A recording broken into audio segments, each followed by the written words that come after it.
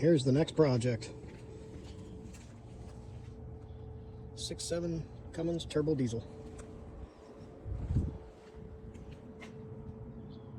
Can't really see that too well. Sprayed some brake clean on there and didn't get it off quick enough. It's got the full delete. 2008 Dodge Ram 2500. Lots of hail damage. Hail beat the hell out of it.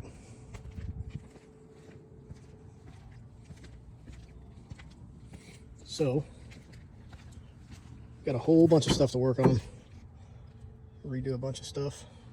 Get it roadworthy. Legally roadworthy. She runs great. Got a nice little pile of parts going on here.